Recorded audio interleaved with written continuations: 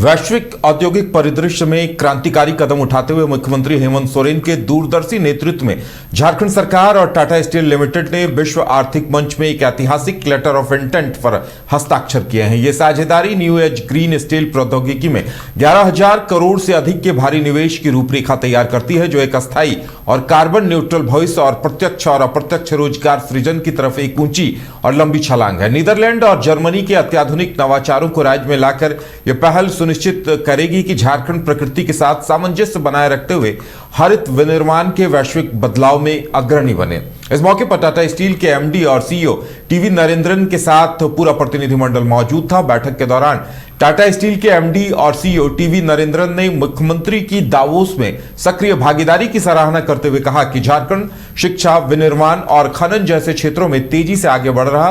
तथा राज्य को ऐसे वैश्विक बिजनेस मंचों पर नियमित रूप से भाग लेना चाहिए। मुख्यमंत्री ने राज्य की आईटीआई संस्थाओं को रोजगार और बाजार उन्मुख बनाने के लिए टाटा स्टील की तरफ से उन्हें गोद लिए जाने का प्रस्ताव भी रखा, जिसमें कंपनी ने अपनी सहमति जताई। इस अवसर पर टाटा समूह की तरफ से मुख्यमंत्री को दावोस स्थित टाटा डोम में रात्रि भोज का आमंत्रण भी दिया गया, जिसे मुख्यमंत्री ने सहर्ष स्वीकार कर लिया।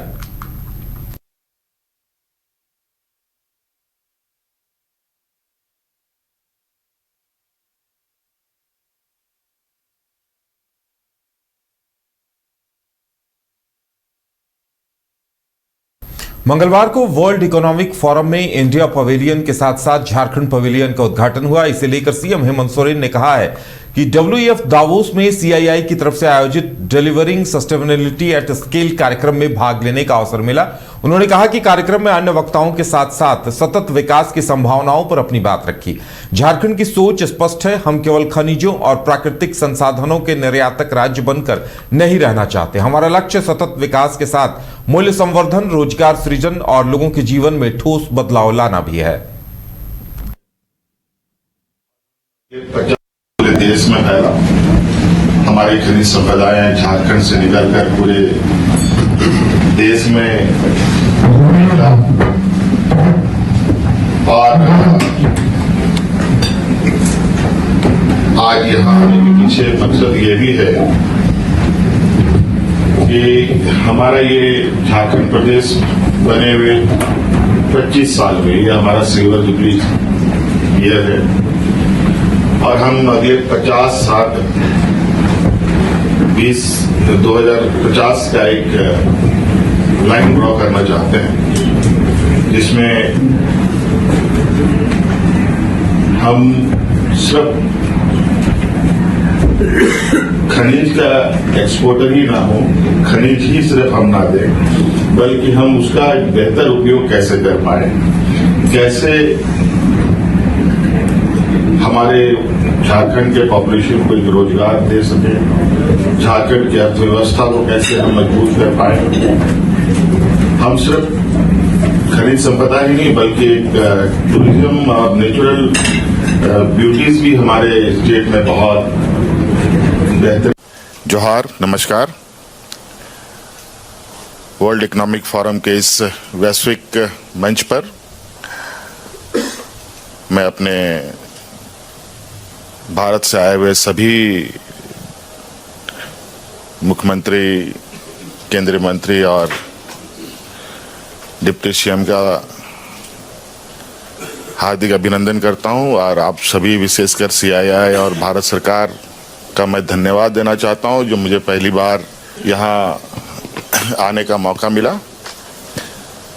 और एक बहुत बेहतरीन अनुभव के साथ ये इवेंट के बीच में हूँ। मैं झारखंड से आता हूँ। हमारे भारत देश का सबसे बड़ा और सबसे अधिक खनिज संपदा, माइनिंग एंड मिनरल्स हमारे स्टेट के अंदर है और हम सभी अगले